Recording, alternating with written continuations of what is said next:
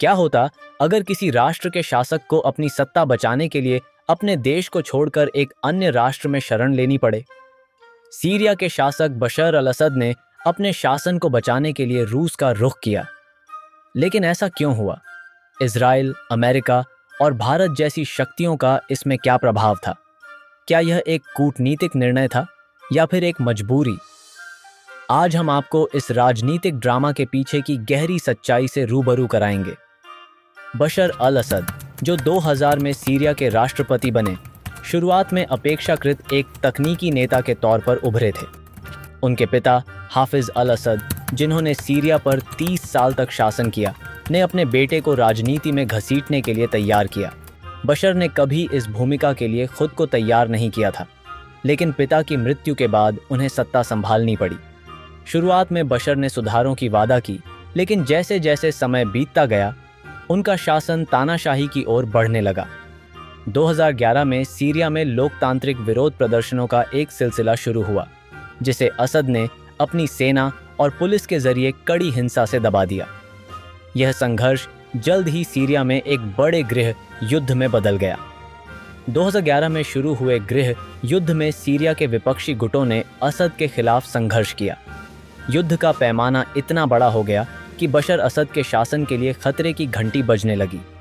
Syria में सरकारी बलों के खिलाफ विद्रोह बढ़ने लगा और असद को अपने शासन को बचाने के लिए बाहरी सहायता की ज़रूरत थी।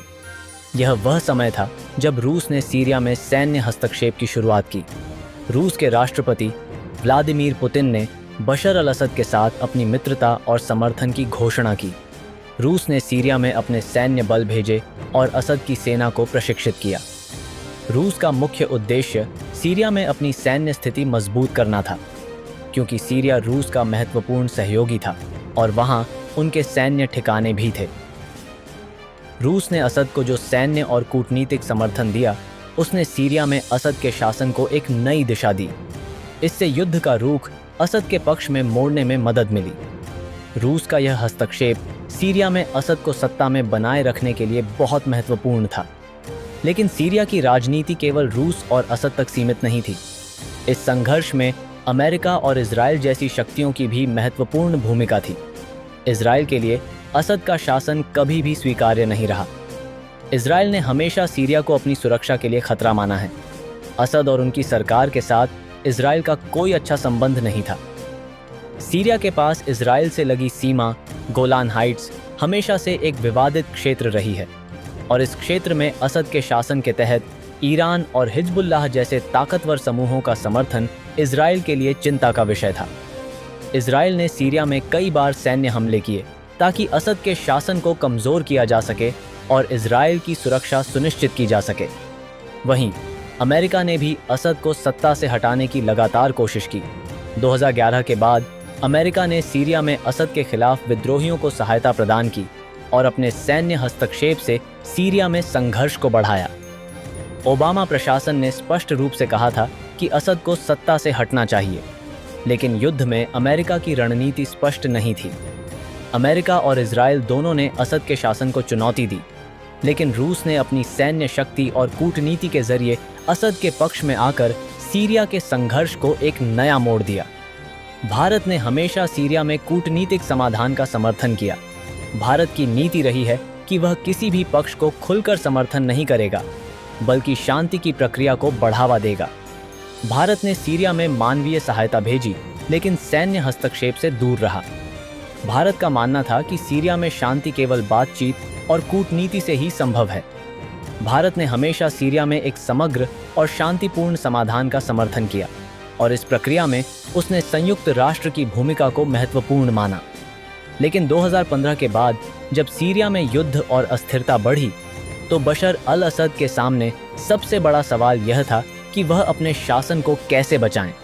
धीरे धीरे असद के लिए सीरिया में रहना मुश्किल हो गया था, क्योंकि देश के अधिकतर हिस्से विद्रोहियों के नियंत्रण में थे और अंतर्राष्ट्रीय दबाव भी बढ़ रहा था।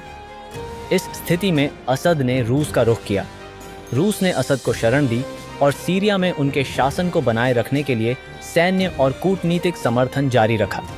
रूस ने असद की सुरक्षा सुनिश्चित करने के लिए सभी आवश्यक कदम उठाए और सीरिया के भीतर अपने सैन्य ठिकानों को मजबूत किया।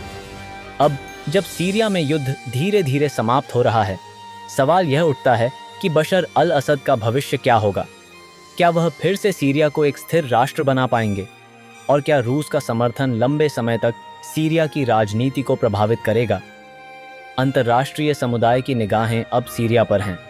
असद के शासन में जो स्थिरता आई है वह अगले कई वर्षों तक बनी रहेगी, या फिर सीरिया को एक नए राजनीतिक नेता की जरूरत होगी, यह कहना मुश्किल है। लेकिन यह स्पष्ट है कि रूस की भूमिका सीरिया में एक मजबूत सैन्य और राजनीतिक ताकत के रूप में बनी रहेगी। तो दोस्तों, यह थी सीरिया के जटिल राजनीतिक परिदृश्य की कहानी, जिसमें रूस, इजराइल, अमेरिका और भारत जैसी शक्तियों ने महत्वपूर्ण भूमिका निभाई। अगर आपको यह जानकारीपूर्ण लगा तो वीडियो को लाइक करें, शेयर करें और चैनल को सब्सक्राइब करना न भूलें।